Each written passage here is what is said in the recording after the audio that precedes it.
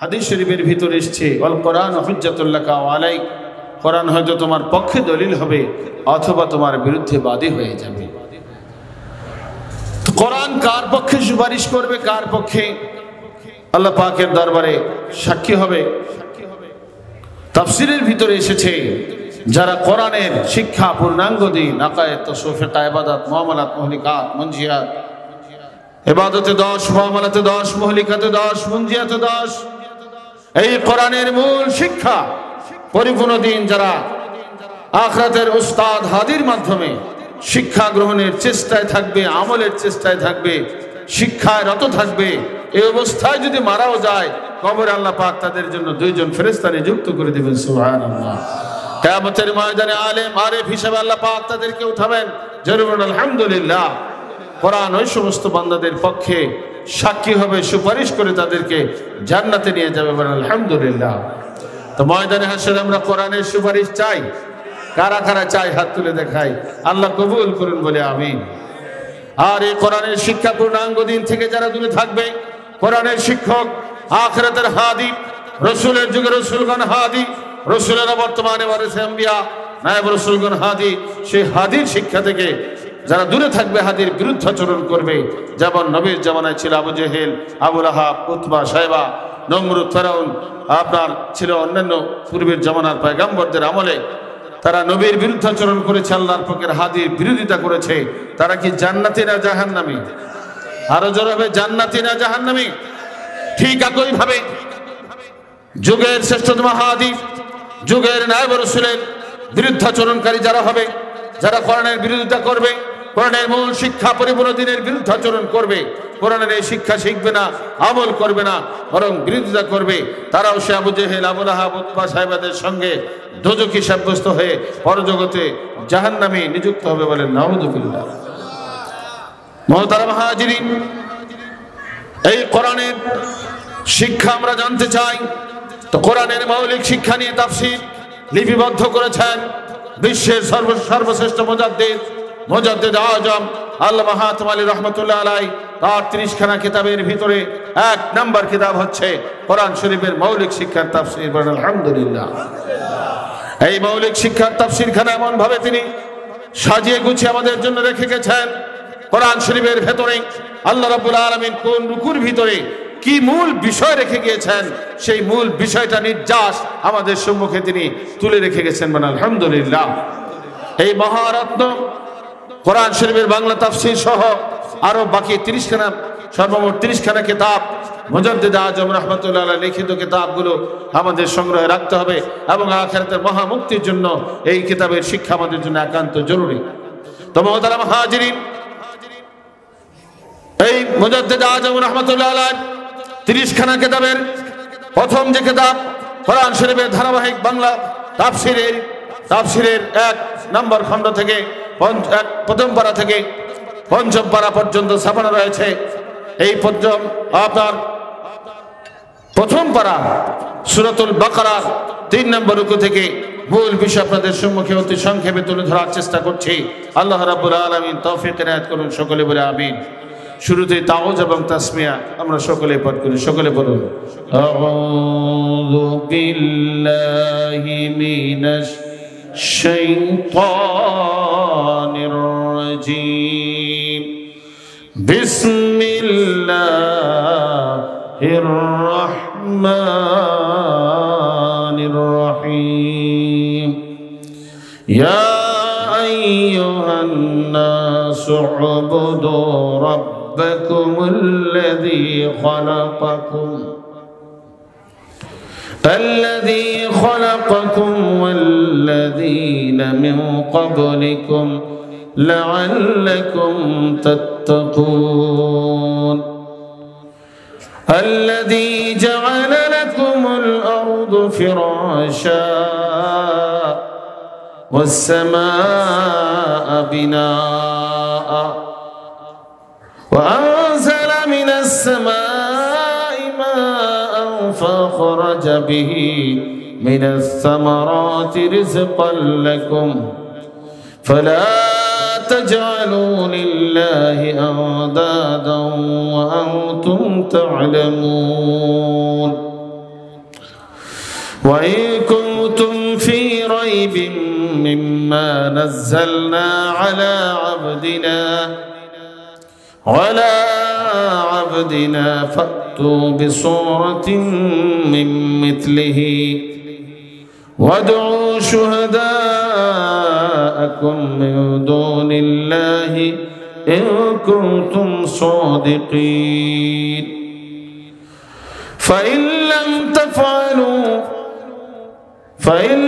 تفعلوا ولن تفعلوا فاتقوا النار التي وقودها الناس والحجارة أعدت للكافرين وبشر الذين آمنوا وعملوا الصالحات أن لهم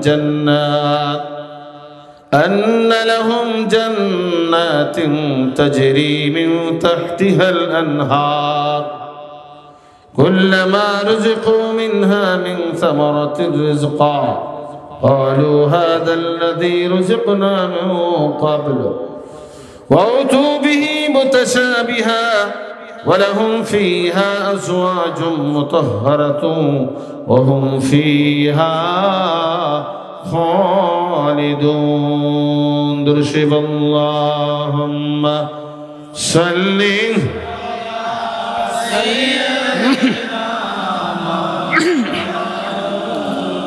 محمد وعلى مولانا और जमाना में मुअज़्ज़ज़ थे मुसलमान होकर और जमाना में मुअज़्ज़ज़ थे मुसलमान होकर और तुम खारे हुए तारिके कुरान होकर अल्लाहुम्मा सल्ली सय्यिदिना मौलाना मुहम्मद व अला सय्यिदिना मुअज़्ज़ज़ हाज़िरीन আল্লাহ রাব্বুল আলামিন সূরাতুল বাকারা 3 নম্বর রুকুর ভিতরে দুনিয়ার মানুষের জন্য ঈমানদার বান্দাদের জন্য যে মূল শিক্ষা রেখেছেন মুজাদ্দিদ আজম রাহমাতুল্লাহ আলাইহি সেই মূল শিক্ষা বর্ণনা করেছেন। সেই মূল শিক্ষাটা হচ্ছে এই রুকুর ভিতরে আল্লাহ রাব্বুল আলামিন আল্লাহ পাকের একত্ববাদের বর্ণনা করেছেন। সুবহানাল্লাহ। বিশ্বনবীর রিসালাতের বর্ণনা দিয়েছেন এবং আল্লাহ রাব্বুল আলামিনের নেককার বান্দা যারা তাদের জন্য বেহেশতের সুখ শান্তি বর্ণনা করেছেন। জাহান্নামীদের দোজখের বর্ণনা আল্লাহ পাক তুলে ধরেছেন এবং শেষ দিকে আল্লাহ রাব্বুল আলামিন গবেষণার শিক্ষা রেখেছেন। ছিলাম কোথায়, আসছি কোথায়, যাব কোথায়, এই বিষয়ে গবেষণার শিক্ষা আল্লাহ রাব্বুল আলামিন তুলে ধরেছেন। কাজে আমরা অত্যন্ত ধ্যান খেয়াল মনোযোগের সাথে সংক্ষিপ্ত আলোচনা শ্রবণ করার চেষ্টা করব। শুরুতে আল্লাহ রাব্বুল আলামিন দুনিয়ার মানুষকে ডাক দিচ্ছেন, ইয়া আইয়ুহান নাস উবুদু রাব্বাকুম, হে দুনিয়ার মানুষরা, উবুদু রাব্বাকুম, তোমরা তোমাদের মহান রবের ইবাদত করো। ইবাদত করতে হবে কার? আরো জোরে কার? দুনিয়ার মানুষকে আল্লাহ পাক ইবাদতের কথা বলছেন। কোন আল্লাহর ইবাদত করবে, কোন প্রভুর ইবাদত করবে সেটা আল্লাহ পাক ব্যাখ্যা করেছেন। আল্লাযী, যিনি খলাকাকুম, তোমাদেরকে সৃষ্টি করেছেন, ওয়াল্লাযীনা মিন ক্বাবলিকুম, এবং যিনি তোমাদের পূর্বপুরুষদেরকেও সৃষ্টি করেছেন। সুবহানাল্লাহ। ইবাদত করতে হবে এমন প্রভু, যেই প্রভু আমাদের সৃষ্টিকর্তা এবং যেই প্রভু আমাদের পূর্বপুরুষের সৃষ্টিকর্তা। তাহলে আমাদের সৃষ্টিকর্তা কে? আরো জোরে হবে, সৃষ্টিকর্তা কে? আরবের লোকেরা লাত, উজ্জাত, মানাত এই সমস্ত মূর্তির পূজা করত। আল্লাহ রাব্বুল আলামিন জানিয়ে দিয়েছেন এই আয়াতের মাধ্যমে যে এগুলো তোমাদের সৃষ্টিকর্তা না, এগুলো তোমাদের বাপ দাদারও সৃষ্টিকর্তা না। এমনকি তারা তো তাদেরকেই তো মানুষ সৃষ্টি করেছে। কি কথা ঠিক কিনা? মূর্তি কি নিজে কারো সৃষ্টিকর্তা না? মূর্তিটাকেই মানুষে তৈরি করে। অথচ আরব দেশে ওই মূর্তি পূজক ছিল, তারা প্রভু হিসাবে এই মূর্তিদেরকে মেনে নিয়েছে। আল্লাহ পাক বলছেন যেগুলো একটাও সৃষ্টিকর্তা নয়, বরং সৃষ্টিকর্তা হলাম আমি আল্লাহ। সুবহানাল্লাহ। এবং আমি তোমাদেরকে সৃষ্টি করেছি তোমাদের বাপ দাদা পূর্বপুরুষকেও সৃষ্টি করেছি। আর আল্লাহ রাব্বুল আলামিন জমিন সৃষ্টি করেছেন, আসমান সৃষ্টি করেছেন, সেই বিষয়গুলো তুলে ধরেছেন। তো আল্লাহ রাব্বুল আলামিন সৃষ্টির কথা উল্লেখ করে বলছেন, তোমাদের সৃষ্টিকর্তা যিনি, তোমাদের বাপ দাদা পূর্বপুরুষের সৃষ্টিকর্তা যিনি, সেই প্রভুর ইবাদত যদি সঠিকভাবে ইখলাসের সাথে করো, লাআল্লাকুম তাত্তাকুন, তাহলে তোমরা দোজখ থেকে আত্মরক্ষা করতে পারবে। সুবহানাল্লাহ। দোজখ থেকে বাঁচার জন্য এক আল্লাহর ইবাদত করতে হবে, ইখলাসের সাথে সে ইবাদত হতে হবে। সে ইখলাসের সাথে এক আল্লাহর ইবাদত যদি আমরা করি, তাহলে আল্লাহ রাব্বুল আলামিন আমাদের জন্য দোজখ থেকে মুক্তির ঘোষণা দিয়েছেন। বলেন আলহামদুলিল্লাহ। এরপর আল্লাহ রাব্বুল আলামিন নিজের পরিচয় পুনরায় তুলে ধরছেন। আল্লাহ পাক বলছেন, আল্লাযী জাআলা লাকুমুল আরদা ফিরাশা, যিনি তোমাদের জন্য পৃথিবীর জমিনকে বিছানা বানিয়েছেন, ফিরাশ বানিয়ে দিয়েছেন। ফিরাশের মর্ম হলো বিছানা।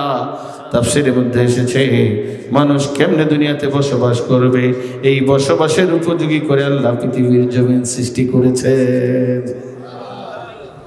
সূরা রহমানের ভিতরে আল্লাহ রাব্বুল আলামিন বলেছেন, তিনি সৃষ্টি মাখলুকাতের জন্য, প্রাণীকুলের জন্য পৃথিবীর জমিন বানিয়েছেন। কিভাবে প্রাণীকুল বসবাস করবে, সেই বসবাসের উপযোগী করে আল্লাহ এই পৃথিবীর জমিন সৃষ্টি করেছেন। তাফসীরের মধ্যে এসেছে, এই পৃথিবীর জমিন যদি সব জায়গায় কাদা থাকতো, পৃথিবীর জমিন সব জায়গায় যদি পানি থাকতো, তাহলে আমাদের পক্ষে বসবাস করা কি সম্ভব ছিল? কি বসবাস করা সম্ভব হতো? সম্ভব হতো না। এই জন্য আল্লাহ রাব্বুল আলামিন বসবাসের উপযোগী করে পৃথিবীর জমিন বানিয়েছেন। এই জমিনের ভিতরে কোন প্রাণী কেমনে বসবাস করবে, সেই ব্যবস্থাটাও করে দিয়েছেন কে? আরো জোরে কে করে দিয়েছেন?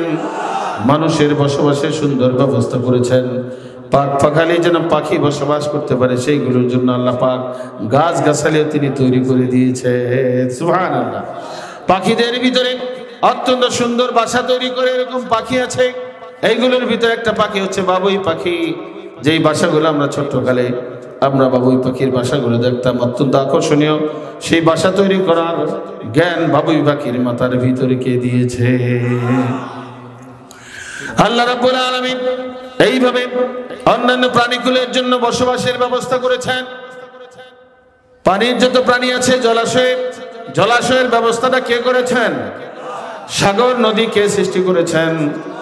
সাগর নদী আর পাহাড় বনে পাখিদের গুনগুন গুঞ্জরণে ভেসে আসে ওই সুমধুর তান, ভেসে আসে ওই সুমধুর তান। সবকিছুর সৃষ্টিকর্তা আল্লাহ মহান। আল্লাহু আকবার।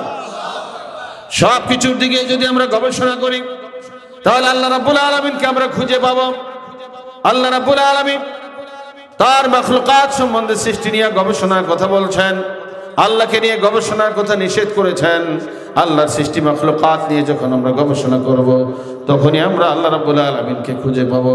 আল্লাহর একত্ববাদ আমাদের সম্মুখে ভেসে আসবে। মুহতারাম হাজিরিন, এইভাবে বসবাসের উপযোগী করে আল্লাহ পৃথিবী বানিয়েছেন। মাটির ভিতরে যত পোকামাকড় বসবাস করে, পিপিলিকা মাটির ভিতরে থাকে, সেই ব্যবস্থাটাও করে দিয়েছেন কে? এইভাবে অরণ্য জঙ্গল সৃষ্টি করেছেন। হিংস্র প্রাণী, জঙ্গলের যে সমস্ত প্রাণী আছে, সেইগুলো বসবাস করার জন্য আল্লাহ রাব্বুল আলামিন জঙ্গল তৈরি করে দিয়েছেন। এক কথায় কোন প্রাণী কিভাবে বসবাস করবে, সেই ব্যবস্থাটা আল্লাহ রাব্বুল আলামিন করে দিয়েছেন। এরপর আল্লাহ পাক বলেন, আসমানকে আমি তোমাদের জন্য আসমান সৃষ্টি করেছি সাদ হিসাবে। বলেন আল্লাহু আকবার। সাদ বানিয়েছেন। আজকে আমরা সুন্দরভাবে এই প্যান্ডেলের নিচে বসে আছি। যদি প্যান্ডেলের উপরে সামিয়ানা না থাকতো, বসাটা অনেক কষ্ট ছিল, কথা ঠিক কিনা? ঠিক একইভাবে আসমান যদি আল্লাহ পাক সৃষ্টি না করতেন, জমিনে বসবাস করাটা ভয়ঙ্কর অবস্থা হয়ে যেত। এই জন্য তাফসীরের ভিতরে এসেছে, আল্লাহ রাব্বুল আলামিন দুনিয়ার এই ভয়ঙ্কর অবস্থাটাকে দূরীভূত করার জন্য প্রথম আসমান সৃষ্টি করেছেন। এবং কোরআন শরীফের অন্য জায়গায় আল্লাহ রাব্বুল আলামিন আরো ঘোষণা করেছেন, প্রথম আসমানকে আল্লাহ রাব্বুল আলামিন তারকারাজি নক্ষত্র দিয়ে সাজিয়ে গুছিয়ে দিয়েছেন। সুবহানাল্লাহ। দুনিয়াতে দেখা যায় সুন্দর প্যান্ডেল করা হয়, গেট করা হয়, বাতি জ্বালানো হয়, এগুলো সৌন্দর্যের জন্য করা হয়েছে কিনা? তা আল্লাহ রাব্বুল আলামিন তিনি সবচেয়ে বড় বৈজ্ঞানিক, মানুষের প্রথম আসমানকে এই মানুষের এই পৃথিবীর ছাদ হিসেবে সৃষ্টি করে ছাদের মধ্যে যেন আল্লাহ পাক তারকা দিয়ে ঝাড়বাতি সৃষ্টি করে দিয়েছেন, বলে সুবহানাল্লাহ। ঝাড়বাতির মতো তারকা রাজি লাগিয়ে দিয়েছেন। নায়েব রাসূলের জবান থেকে আমরা শুনেছি এই তারকার সাথে এক একটা তার আপনার আল্লাহ পাকের ফেরেশতারা কুদরতি ভাবে এই তার দিয়ে আপনার ঝুলন্ত অবস্থায় তারকাগুলো আল্লাহ পাক সাজিয়ে দিয়েছেন। সুবহানাল্লাহ। যেদিন তার ছিঁড়ে যাবে সেই দিন কিয়ামত সংঘটিত হবে, তারকা ছিটকে পড়বে, এইভাবে সূর্য ছিটকে পড়বে। এই পৃথিবীর চেয়ে 13 লক্ষ গুণ বড় একটা সূর্য আল্লাহ পাক সৃষ্টি করেছেন। এই সূর্যের আলো দিয়ে আল্লাহ রাব্বুল আলামিন পৃথিবীকে আলোকিত করে থাকেন। সুবহানাল্লাহ। এবং সূর্যের আলো মানুষের জন্য অনেক উপকারী এবং মানুষের জীবিকা নির্বাহ করার জন্য, রিজিকের জন্য সূর্যের আলোটা হচ্ছে অত্যন্ত প্রয়োজনীয়। এইভাবে সূর্য সৃষ্টি করেছেন বড় একটা লাইট হিসেবে।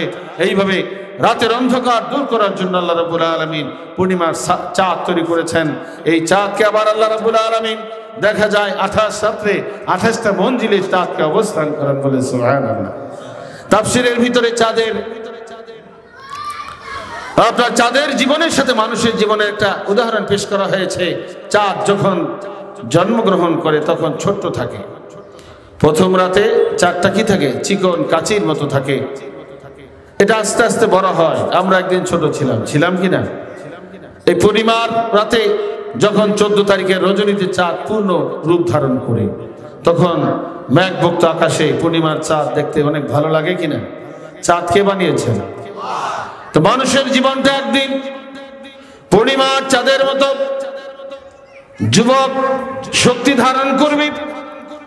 মানুষের জীবনে যৌবন চলে আসে, আবার যৌবনে ভাটা সৃষ্টি হয়। যেমন পূর্ণিমার রাত, একটা দিন থাকে পূর্ণিমা, 14 তারিখের রাতটা অনেক সুন্দর, আস্তে আস্তে আবার চাঁদটা কমতে থাকে। কমে কিনা? একদিন যখন ওই চাঁদ কমতে কমতে চিকন হয়ে যাবে, আবার সে কাচির মতো হয়ে যায়, খেজুরের শুকনা ডালের মতো হয়ে যায়। এরপরে 29 তারিখের রজনীতে আর চাঁদ দেখা যায় না। আমরা একদিন এই দুনিয়াতে থাকবো না, কি থাকবো? মানুষের জীবন যৌবন একদিন আসবে, শক্তি আসে। এই যৌবন বয়স থেকে যারা আল্লাহর পূর্ণাঙ্গ দিন শিক্ষা আমলের কাজে ব্যয় করবে, কিয়ামতের ময়দানে তারা, হাসরের ময়দানে তারা আল্লাহ পাকের আরশের ছায়ার নিচে অবস্থান করবে। সুবহানাল্লাহ। এই চাঁদের সাথে আমাদের জীবনের একটা আপনার সম্পর্ক, আপনার মিল রয়েছে, জীবনের মিল আছে। চাঁদ আস্তে আস্তে আপনার দেখা যায় কমতে থাকে। আপনার আমার এই যৌবন শক্তি, শরীরের শক্তি একদিন বার্ধক্যের দিকে চলতে থাকে, কথা ঠিক কিনা? একদিন আস্তে আস্তে বার্ধক্য উপনীত হয়ে আপনার মৃত্যু মুখে ঢলে পড়তে হবে। এই মৃত্যুর হাত থেকে কেউ রেহাই পায়নি, আপনি আমিও পাবো না। তবে যে বার্ধক্য অবস্থায় আমরা মারা যাব, এটা কোনো আশা করা যায় না। আজ আছি, কাল নাও থাকতে পারি। আজ আমি যাব, কাল তুমি যাবে, একদিন তো যাবে সবাই এ দেশ ছাড়িয়া। রাখো পথের সম্বল সঞ্চয় করিয়া, রাখো পথের সম্বল সঞ্চয় করিয়া। সে পথের সম্বল কি? আল্লাহর পূর্ণাঙ্গ দিনের শিক্ষা এবং আমল নিয়ে যদি আপনি কবরে যেতে পারি, কবর হবে আপনার আমার জন্য জান্নাতের বাগান। আলহামদুলিল্লাহ। আর পূর্ণাঙ্গ দিন যারা শিখবে না, আমল করবে না, তাদের জন্য কবর হয়ে যাবে জাহান্নামের আগুনের খন্দক। কাজে মুহতারাম হাজিরিন, এই দুনিয়ার জিন্দেগি আল্লাহ রাব্বুল আলামিন সুন্দর জীবন আপনাকে আমাকে দান করেছেন, আল্লাহর ইবাদত করার জন্য দুনিয়ার বুকে পাঠিয়েছেন। এইবার আল্লাহ রাব্বুল আলামিন বলছেন, ওয়ানজালাস সামা ওয়াস সামা বিনা, আসমানকে তিনি ছাদ হিসেবে সৃষ্টি করেছেন। আর তিনি আসমান থেকে ওয়ানজালা মিনাস সামাই মা, আসমান থেকে তিনি বৃষ্টি বর্ষণ করেন। ফাখরাজা বিহি মিনাস সামারাতি রিজকাল লাকুম, এবং তোমাদের রিজিক হিসেবে, তোমাদের খাদ্য হিসেবে এই বৃষ্টির মাধ্যমে, পানির মাধ্যমে জমিনকে উর্বর করে দিয়া জমিন থেকে ফসল তিনি তৈরি করেন। সুবহানাল্লাহ। ফল ফলাদি কে সৃষ্টি করেন? আরো জোরে কে সৃষ্টি করেন? এই জমিন থেকে ধান গম কে সৃষ্টি করেন? এইগুলো মানুষের খাবার হিসেবে মানুষের এবং অন্যান্য প্রাণীকুলের রিজিক হিসেবে তিনি এইগুলো আমাদের জন্য উৎপন্ন করেন। আলহামদুলিল্লাহ। এই রিজিক খেয়ে, আল্লাহ দেওয়া রিজিক খেয়ে যারা আল্লাহর ইবাদত বন্দেগীর ধার ধারবে না, বরং আল্লাহর সাথে অংশ স্থাপন করবে, অন্য কোন প্রভুর, অন্য কোন দেব দেবীর পূজা করবে, তাদের জন্য আল্লাহ রাব্বুল আলামিন ভয়ঙ্কর আযাব গজবের ঘোষণা করেছেন। এইভাবে আল্লাহ রাব্বুল আলামিন মানুষের সৃষ্টির কথা বলেছেন, মানুষের পূর্বপুরুষের সৃষ্টির কথা উল্লেখ করেছেন, জমিনের সৃষ্টির কথা বলেছেন এবং আসমানের সৃষ্টির কথা বলেছেন। আসমান থেকে বৃষ্টির কথা বলেছেন, আসমান থেকে বৃষ্টি পতিত হয়ে জমিন উর্বর করে দেয়, উর্বর জমিন থেকে তিনি ফসল তৈরি করেন আল্লাহ, অর্থাৎ আল্লাহ পাক বলেন এই সব কিছু আমি আল্লাহ পাক করি, এইগুলোর ভিতরে কোনো মানুষের হাত নাই। আছে মানুষের একটা বডি সৃষ্টি করা তো দূরের কথা, মানুষের যে ছোট্ট একটা নখ আছে, ধরেন ছোট্ট আঙ্গুলের যে ছোট্ট নখটা, এটা তৈরি করার ক্ষমতা কারো আছে? মাথার একটা চুল বানানোর ক্ষমতা কারো আছে? ক্ষমতা কার হাতে? এইভাবে আল্লাহ রাব্বুল আলামিন সৃষ্টির বিষয়ে গবেষণার কথা ইঙ্গিত করেছেন এবং সবকিছুর ভিতরে আল্লাহ রাব্বুল আলামিন বলে দিয়েছেন এই সবকিছুর সৃষ্টিকর্তা আমি আল্লাহ, অন্য কেউ না। সৃষ্টিকর্তা কে? ফালা তাজআলু লিল্লাহি আওদাদা ওয়া আনতুম তা'লামুন। অতএব তোমরা জেনে শুনে আল্লাহ রাব্বুল আলামিনের সাথে কাউকে অংশ স্থাপন করো না। জেনে শুনে তোমরা কাউকে আল্লাহ পাকের সাথে অংশ স্থাপন করবে না। আল্লাহ পাক একক, তিনি ছিলেন, আছেন, ভবিষ্যতে থাকবেন। আল্লাহ পাকের শুরু নাই, শেষ নাই, তিনি আদি, অনাদি, অনন্ত, অসীম। বলেন আল্লাহু আকবার।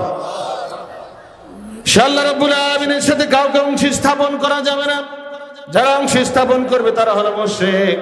কাজে এক আল্লাহর একত্ববাদে আমাদের বিশ্বাসী হতে হবে এবং ইবাদত করতে হবে একমাত্র আল্লাহর উদ্দেশ্যে। কার উদ্দেশ্যে? ইবাদত করতে হবে এক আল্লাহর উদ্দেশ্যে। আল্লাহ পাকের একত্ববাদের বর্ণনা দিয়েছেন এবং এর পাশাপাশি ইখলাসের শিক্ষাও রয়েছে। পরের আয়াতের ভিতরে আল্লাহ রাব্বুল আলামিন বিশ্বনবীর রিসালাতের বর্ণনা দিয়েছেন।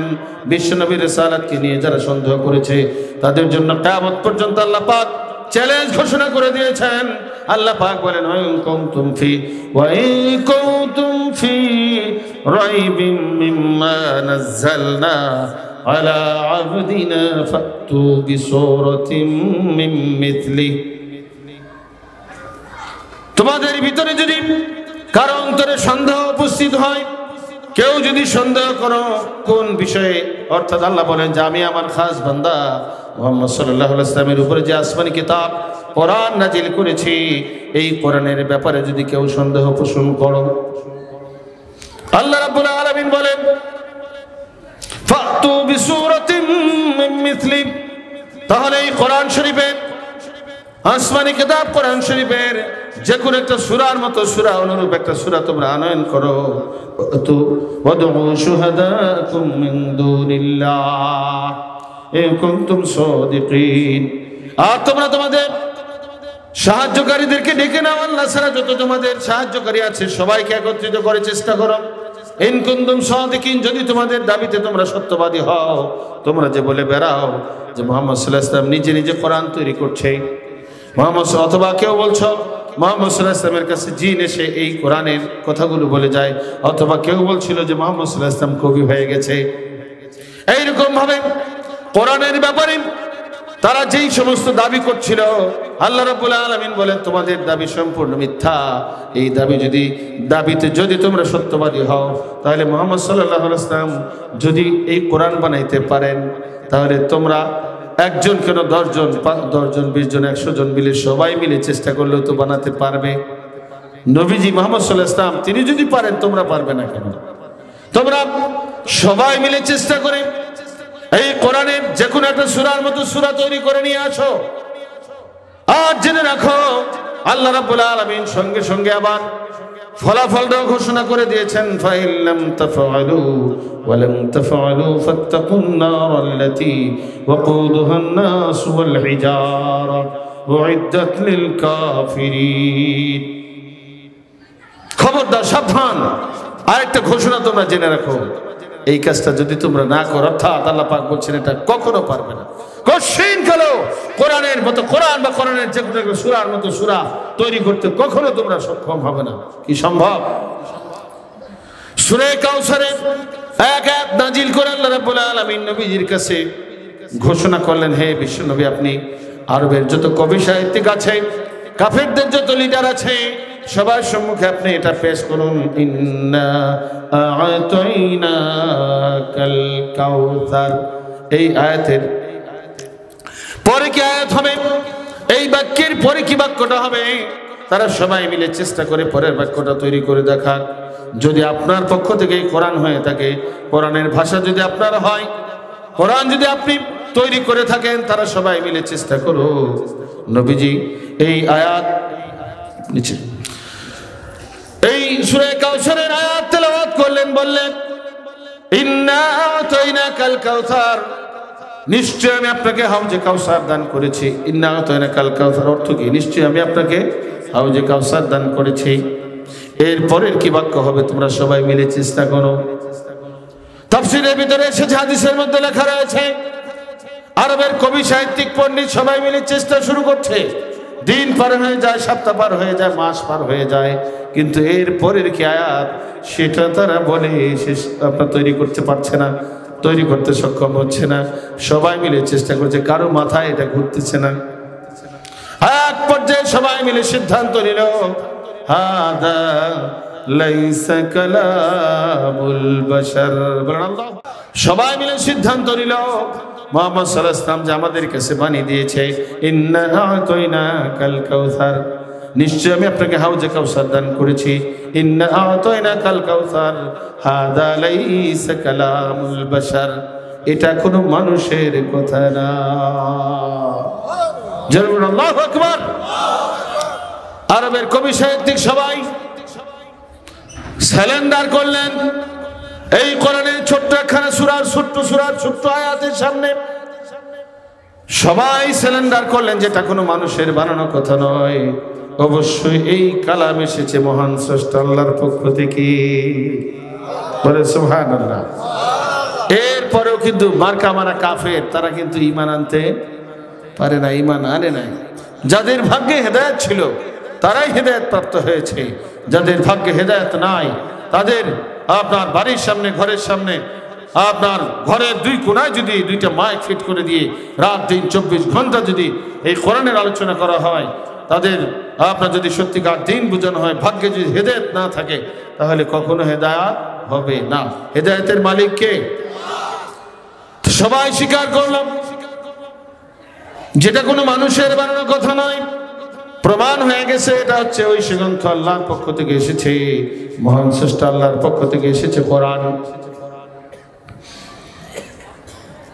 এই কোরআন তারপরে কাফেররা বিশ্বাস করে নাই।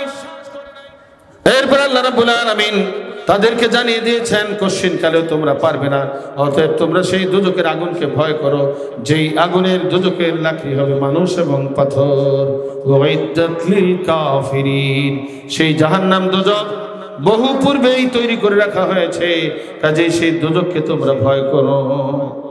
দুজকের আগুনকে ডরাও, ভয় করো। ভয় এটা কি ফিকার মাসলা না তাসওয়ুফের মাসলা? এই ভয় থাকে কোথায়? হাতে পায়ের অন্তরে, এই অন্তরের ভিতরে থাকে ভয়, এটাকে খৌফ বলা হয়। এই খৌফ হাসিলের শিক্ষা আল্লাহ রাব্বুল আলামিন এখানে রেখেছেন। কাজেই সঠিকভাবে আল্লাহর ইবাদত বন্দি করতে হবে এবং খৌফের মাসলা শিক্ষার জন্য আখিরাতের উস্তাদ গ্রহণ করে তাসওয়ুফ আমাদের হাসিল করতে হবে। তো সম্মানিত উপস্থিতি, কিয়ামত পর্যন্ত এই আয়াতগুলোর ভিতরে আল্লাহ রাব্বুল আলামিন বিশেষ করে চ্যালেঞ্জ করে দিয়েছেন যে দুনিয়ার মুমিন মুসলমানেরা, কোরআন যে আমি আল্লাহর পক্ষ থেকে এসেছে, তোমাদের অন্তরের ভিতরে তো আপনার যে মুমিন মুসলমানদের যে ইয়াকিন বিশ্বাস, এটা যেন দৃঢ় হয়, এই আয়াত হচ্ছে তার প্রমাণ। বলে সুবহানাল্লাহ। আমরা যে মুসলমান, ইসলাম আমাদের ধর্ম, আপনার কোরআন আল্লাহর পক্ষ থেকে এসেছে আসমানি কিতাব, এটা যে মহা সত্য, কিয়ামত পর্যন্ত আল্লাহ পাক এই চ্যালেঞ্জ করে দিয়েছেন। এই চ্যালেঞ্জের মোকাবেলা আজকে 1400 বছর পার হয়ে যাচ্ছে, কেউ মোকাবেলা করতে পারছে? 1400 বছর পরেও কেউ পারে নাই, কিয়ামত পর্যন্ত কেউ পারবে না। তারপরে যে মুসলমান, এই মুসলমান হিসেবে আমাদের ধর্মগ্রন্থের যে সত্যায়ন এখানে, এবং এটা যে চ্যালেঞ্জ কিয়ামত পর্যন্ত, একটা চ্যালেঞ্জ। এই চ্যালেঞ্জের মোকাবেলা করার কারো শক্তি সাহস হয় নাই। যদি বলে যে কোরআন আল্লাহর পক্ষ থেকে আসে নাই, তাহলে তো কোরআনের মতো একটা কোরআন তৈরি করতে হবে। কেউ পারছে? এখনো পারে নাই, ভবিষ্যতেও পারবে না। তো মুহতারাম হাজিরিন, দুশবন আল্লাহুম্মা সাল্লি সাইয়্যিদিনা মাওলানা মুহাম্মদ ওয়া আলা সাইয়্যিদিনা মাওলানা।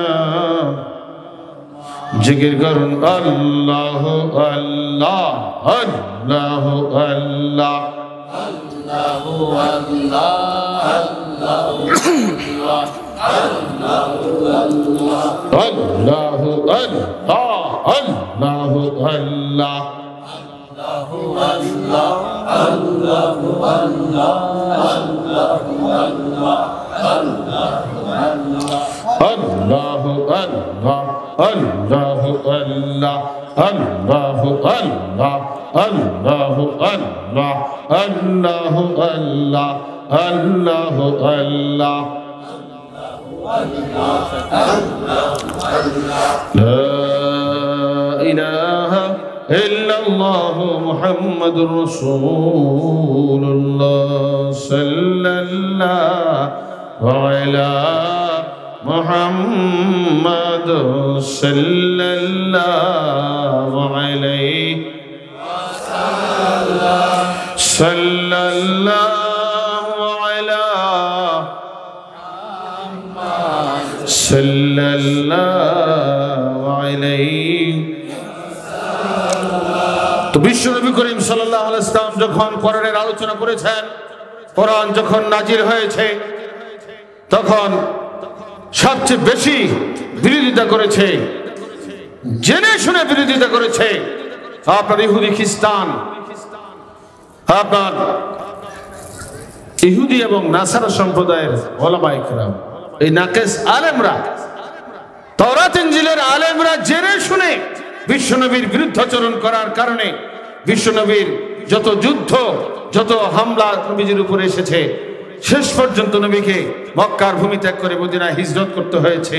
এর আসল কারণ ছিল আপনার ইহুদি খ্রিস্টানদের, ইহুদি এবং নাসারাদের সেই উল্টা, নাকেস আলেমদের উল্টা ফতোয়া। ইহুদি এবং নাসারার আলেমদের উল্টা ফতোয়ার কারণে আল্লাহ রসুলের উপরে ঝড়িঝাপটা এসেছে। আপনার তাদের বিরোধিতা করার কারণে আপনার এই অবস্থা হয়েছে। তো বর্তমান জামানা যুগের হাদি নায়েব রাসূল যখন সত্যিকার পরিপূর্ণ দিনের আলোচনা করেন, সঠিক ইলমে তাসাউফের বিষয় তুলে ধরেন, তখন এক নম্বর বিরোধিতা করে কারা? নাকেস আলেম, নাকেস পীর, নাকেস বক্তারা। যার জন্য আপনার দেখা যায় মানুষ এদের চক্রান্তের ভিতরে পতিত হয়ে এই সঠিক পথে আসতে পারে না।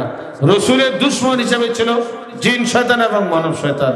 নায়েব রসুলের দুশ্মন কিয়ামত পর্যন্ত জিন শয়তান, মানব শয়তান থাকবে কিনা? এই কারণে আপনার এই সঠিক পথে মানুষ আসতে চাইলেও শয়তান তাদেরকে বাধা দিয়ে ফিরিয়ে রাখে। এটা একটা বড় কারণ, যার জন্য দেখা গেছে আল্লাহ রাসূল সাল্লাল্লাহু আলাইহি ওয়াসাল্লাম 23 বছরের সংগ্রাম, মক্কার জীবনের চেষ্টা সাধনায় তেমন কিছু করতে পারেন নাই। মদিনার জীবনে যখন সাহায্যকারী পেয়েছিলেন, তখন আপনার ইসলামী রাষ্ট্র হিসেবে 10 বছর মদিনাকে ইসলামী রাষ্ট্র হিসেবে তিনি কায়েম করেছিলেন। আলহামদুলিল্লাহ। তো মুহতারাম হাজির, আমি তাফসীরের ভিতরে যে আলোচনাটা তুলে ধরেছিলাম, আল্লাহর একত্ববাদ এবং বিশ্বনবীর রিসালাত যেই ধর্মের ভিতরে আছে, সেই ধর্ম হলো সত্য ধর্ম। বলেন আলহামদুলিল্লাহ। সেই ধর্মটা কোন ধর্ম? ইসলাম ধর্ম। সেই ধর্মটা কোন ধর্ম? ইসলাম ধর্ম। এটা মুসলমানদের জন্য খুশির খবর। বলেন আলহামদুলিল্লাহ। কিন্তু নবীর ভবিষ্যৎবাণী শুনলে শরীর শিহরিয়ে ওঠে। যখন নবী ভবিষ্যৎবাণী করেছেন, গতকালকে এই বিষয়টা সংক্ষেপে আমি আলোচনা করেছিলাম। হাদিস শরীফে এসেছে, ইউশিকু ইয়াতি আলান নাসি জামানুন লা ইয়াবকা মিনাল ইসলামি ইল্লা ইসমুহু ওয়া লা ইয়াবকা মিনাল কুরআনি ইল্লা রাসমুহু মাসাজিদু মুআমিরাতুন ওয়া হিয়া খারাবুন মিনাল হুদা উলামাহুম শাররু মান তা'তাদি বিস সামায়ে মিন ইনদিহিম তাখরুজুল ফিতনা। চারটা ভবিষ্যৎবাণী আল্লাহ রাসূল করেছেন।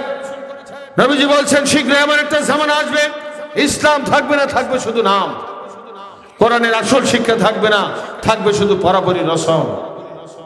আল্লাহ রাসূলের ভবিষ্যৎবাণী আজকে সত্যে পরিণত হয়েছে। আজকে দেখা যায় মুসলমান আছে কিন্তু নামে মাত্র মুসলমান। কি কথা ঠিক কিনা?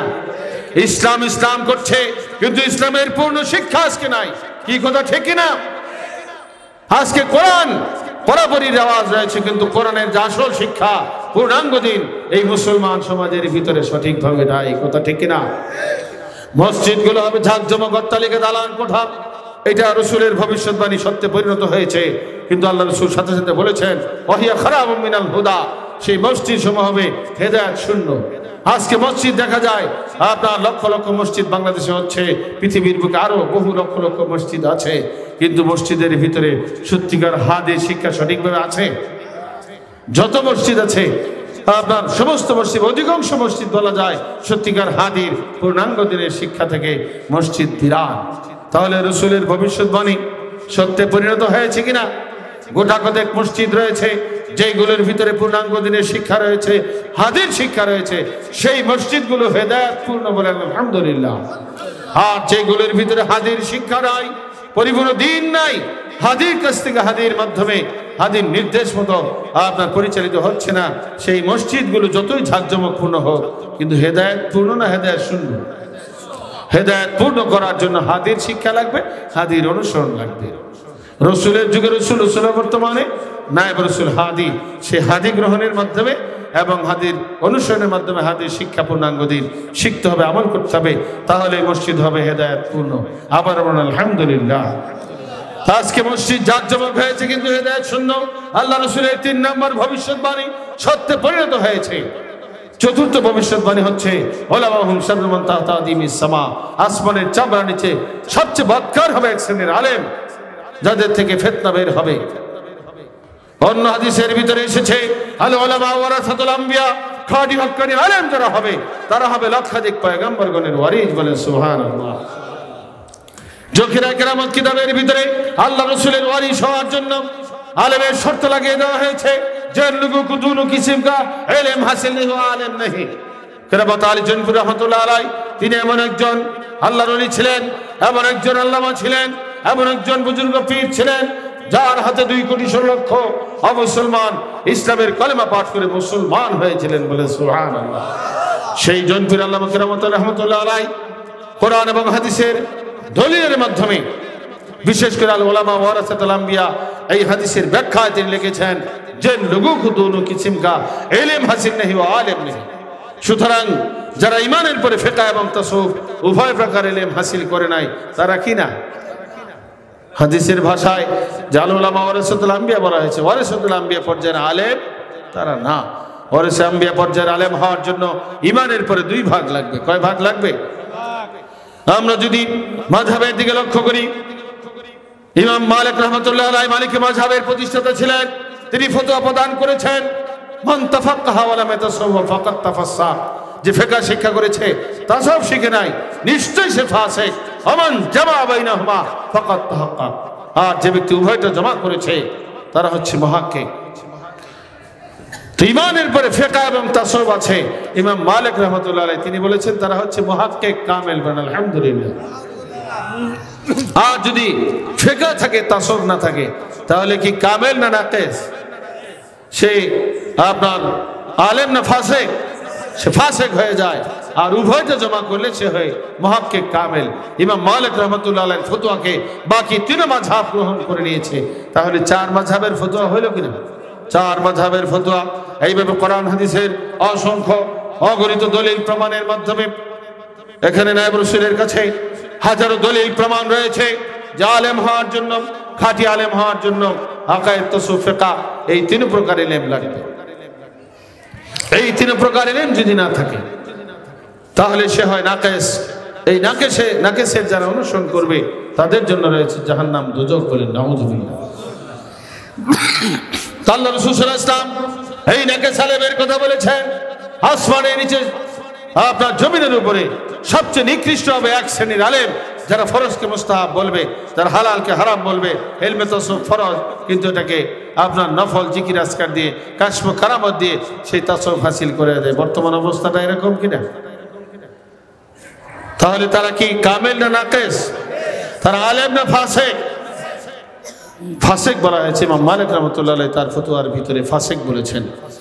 কাজী বাবা মুহাজিরিন, আল্লাহ রাসূলের যে চারটা ভবিষ্যৎবাণী আজ কি সত্যে পরিণত হয়েছে। কাজে মুসলমানরা ইসলাম ইসলাম করছে, শুধু নামে মাত্র ইসলাম নিয়ে আছে, ইসলামের আসল শিক্ষা তাদের ভিতরে নাই। তো ইসলামের আসল শিক্ষা কি? এইটা জামানার হাদির কাছ থেকে আমরা দলিল প্রমাণের মাধ্যমে জানতে পারবো, বুঝতে পারবো। ইসলামের আসল শিক্ষা হচ্ছে লক্ষ লক্ষ হাদিসের মূল, হাদিসে জিবরাইলের সার সংক্ষেপ কথা, ইসলাম ইমানের সার অর্থাৎ আকায়েদ তাসাউফ ফিকহ, এই হলো ধর্মের মূল বিষয়, এই হলো ইসলামের আসল শিক্ষা। বলেন আলহামদুলিল্লাহ। এই আসল শিক্ষার সন্ধান আমরা পেয়েছি, বলেন আলহামদুলিল্লাহ। কিন্তু এই শিক্ষা সমাজ থেকে বিলুপ্ত হয়ে গেছে। এই বিলুপ্ত দিনকে সমগ্র দেশ এবং পর্যায়ক্রমে সারা বিশ্বে প্রচার প্রতিষ্ঠার জন্য আমাদেরকে জানে মালে সর্বতভাবে সাহায্য সহযোগিতার চেষ্টা সাধনা করতে হবে। জামানার হাদির হাতকে শক্তিশালী করতে হবে আপনার সাহায্য সহযোগিতার মাধ্যমে। তাহলেই এই সারা দেশ দুনিয়াব্যাপী এই সত্যিকার পূর্ণাঙ্গ দিন ইসলামের প্রচার প্রতিষ্ঠা লাভ করবে। কাজেই বন্ধুরা আমার, রাসূলের ভবিষ্যৎবাণী সত্যে পরিণত হয়েছে। ইসলাম আছে শুধু নামে মাত্র, আর কোরআনের পরাপরি রসম আছে, কিন্তু কোরআনের আসল শিক্ষা নাই। কোরআনের আসল শিক্ষা, এই কোরআনের আয়াত পাঠ করা হচ্ছে, পরের যে আয়াতখানা রয়েছে ওয়াবাশশিরিল্লাযীনা আমানু ওয়া আমিলুস সালিহাত আন্না লাহুম জান্নাতিন তাজরি মিন তাহতিহাল আনহার। আল্লাহ রাব্বুল আলামিন বিশ্বনবীকে লক্ষ্য করে ঘোষণা করছেন, ওহে আমার হাবিব, আপনি সুসংবাদ দান করুন আমার ওই সমস্ত বান্দাদেরকে যারা ঈমান আনয়ন করেছে এবং ঈমানের পরে যারা আমিলুস সালিহাত আমলে সালেহ আদায় করেছে, আন্না লাহুম জান্নাত, নিশ্চয়ই তাদের জন্য রয়েছে জান্নাত। বলেন সুবহানাল্লাহ। তাজরি মিন তাহতিহাল আনহার, যেই জান্নাতের তলদেশ দিয়ে নহর প্রবাহমান রয়েছে। কুল্লুমা রুযিকু মিনহা মিন থামারাতিন রিজকান ক্বালু হাযাল্লাযী রুযিকনা মিন ক্বাবলু ওয়া উতু বিহি মুতাশাবিহা ওয়া লাহুম ফীহা আযওয়াজুম মুতাহহারাতুন ওয়া হুম ফীহা খালিদুন। আল্লাহ রাব্বুল আলামিন বলছেন, যখনই তাদের জন্য তাদের খাদ্য হিসেবে, রিজিক হিসেবে, খাদ্য হিসেবে তাদের সামনে ফল ফলাদি হাজির করা হবে, তখনই তারা বলবে এই ফল তো একটু আগে খেয়েছিলাম। তাফসীরের ভিতর লেখা আছে, দেখা যাবে একই রকম ফল, কিন্তু খাওয়ার পরে স্বাদে গন্ধে কোটি কোটি গুণ বা বহু গুণ বেশি হয়ে যাবে পূর্বেরটা চাইতে। সুবহানাল্লাহ। দেখতে দেখা যাবে একই রকম, কিন্তু ফলের ভিতরে স্বাদ হবে অনেক বেশি। গতকালকেও বলেছিলাম, সবচেয়ে ছোট গাছটার মধ্যেও জান্নাতের যে ছোট গাছ, ওই গাছটার মধ্যেও আছে আপনার 70,000 রকমের ফল। সুবহানাল্লাহ।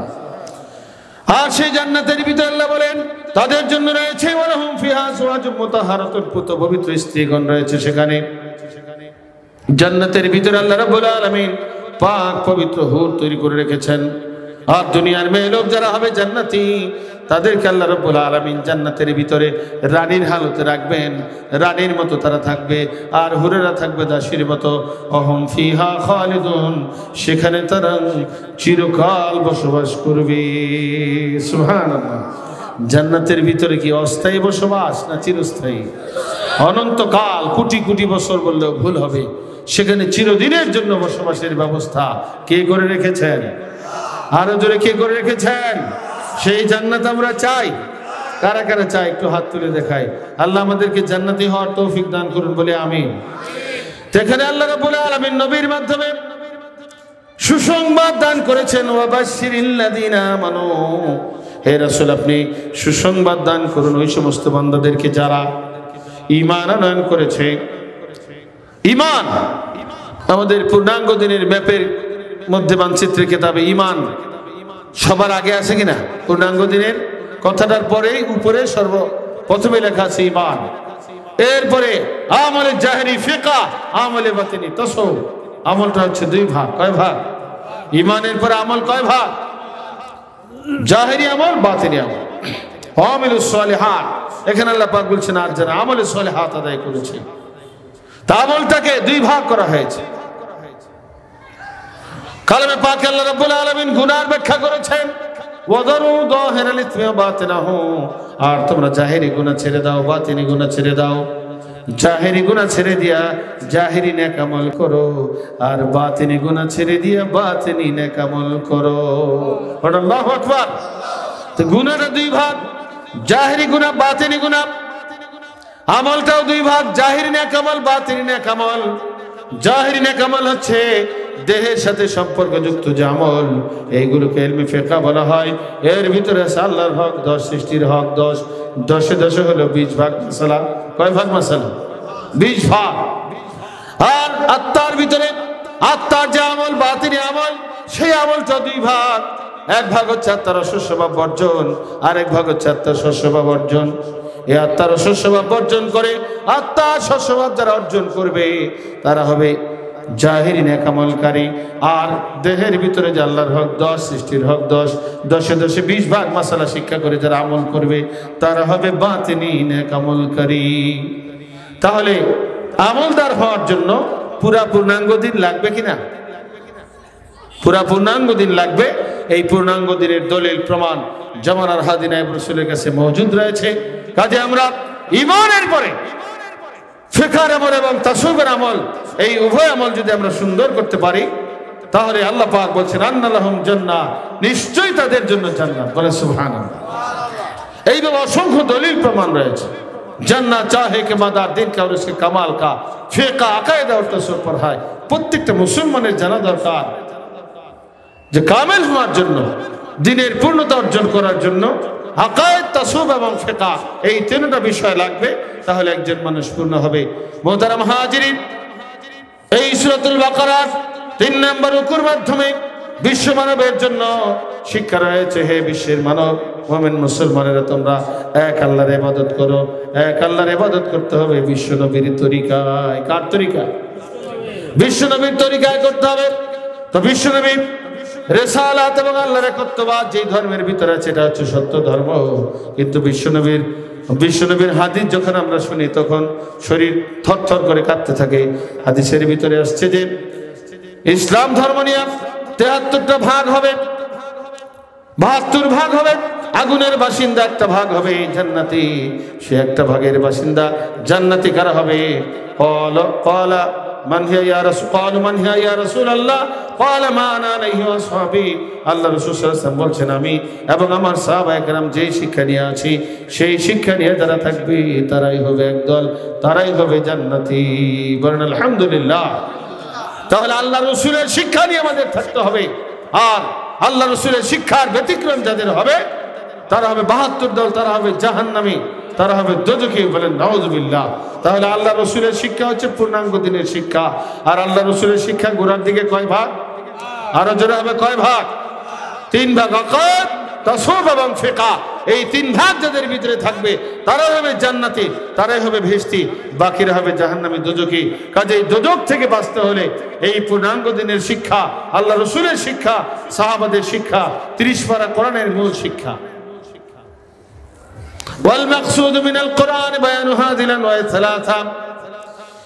তাফসীর কাবীরের ভিতরে কোরআন শরীফের মূল সূরাতুল ফাতিহা, মূল সূরা সূরাতুল ফাতিহার তাফসীরের মধ্যে লেখা আছে আল্লাহ পাক যে কোরআন নাজিল করেছেন, আল্লাহ পাক কোরআন নাজিলের মূল উদ্দেশ্য হলো 3টা। কয়টা? আকায়েদ, তাসawwুফ এবং ফিকহ। বলেন আলহামদুলিল্লাহ। লক্ষ লক্ষ হাদিসের মূল শিক্ষা কয় প্রকার? কয় প্রকার? 3 প্রকার। কি কি? আকায়েদ, তাসawwুফ এবং ফিকহ। পর্যায়ক্রমে 3 4 40 উসুল নিয়ে হলো আল্লাহর পূর্ণাঙ্গ দিন। 40 উসুলে পূর্ণাঙ্গ দিন, 6 উসুল কিংবা 5 উসুলে নয়। খাঁটি ইমানদার যারা 40 উসুলের ভিতরেই রয়। কোরআন হাদিসে দিনের উসুল 40 প্রকার কয়। বলেন আলহামদুলিল্লাহ। কিতাবুল আরবাঈন ফি উসুলুদ্দিন, আল্লাহ দিনের এই 40 উসুল আমরা সবাই শিখতে চাই কিনা? 40 উসুল শিখে আমরা পূর্ণাঙ্গতায় পূর্ণ দিনে দাখিল হতে চাই। কারা কারা একটু হাত তুলে দেখাই। আল্লাহ কবুল করুন, সকলে বলে আমিন। নারে তাকবীর, নারে তাকবীর।